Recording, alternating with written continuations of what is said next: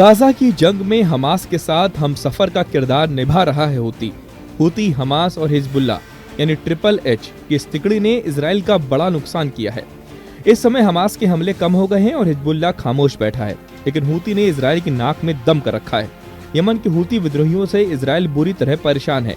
इसकी सबसे बड़ी वजह वो मिसाइल है जिसने इजराइल के डिफेंस सिस्टम को हैरान कर दिया है। दरअसल हूतियों की फिलिस्तीन 2 मिसाइल यमन से दागे जाने के बाद कई सौ किलोमीटर का सफर तय कर इजराइल में कहर बरपा रही है। खास बात यह है कि इस मिसाइल को कोई भी एयर डिफेंस सिस्टम रोक नहीं पा रहा, चाहे तेल अवीव हो या हाइफा या फिर बेन गुरियन का एयरपोर्ट। हूती की मिसाइलें ठिकानों पर जोरदार हमला कर रही हैं। हूतियों की ये मिसाइल इस वक्त इजराइल की सबसे बड़ी चुनौती बन चुकी है। इस मिसाइल को आयरन डोम से लेकर एरो एयर डिफेंस सिस्टम तक रोकने में नाकाम साबित हुए। हूती अपने हर बड़े हमले में फिलिस्तीन 2 मिसाइल दाग रहा है। आइए जानते हैं कि हूती विद्रोहियों की फिलिस्तीन 2 मिसाइल कितनी पावरफुल है। फिलिस्तीन 2 यमन में बनी एक 2 चरणों वाली मिसाइल है जिसे घरेलू तकनीक से तैयार किया गया है। ये ठोस ईंधन से चलती है।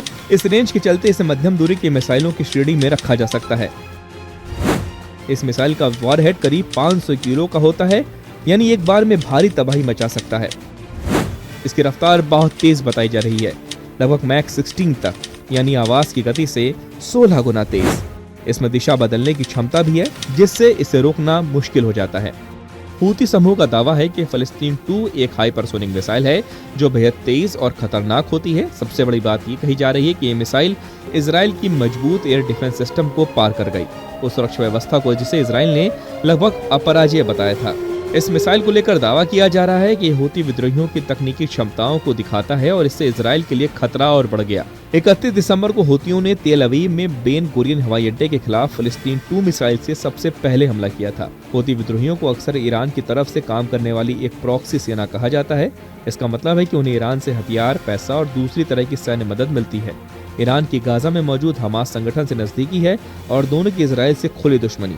इसी वजह से हूती विद्रोही भी खुद को इस्लाम और ईरान के नाम पर इजराइल का दुश्मन मानते हैं और उन पर हमले करते हैं।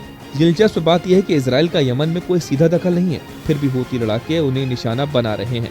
7 अक्टूबर 2023 को गाजा में शुरू हुए हमास इजराइल संघर्ष के बाद से हूतियों ने लाल सागर में इजराइल के जहाजों और उससे जुड़े हितों पर लगातार हमले किए हैं।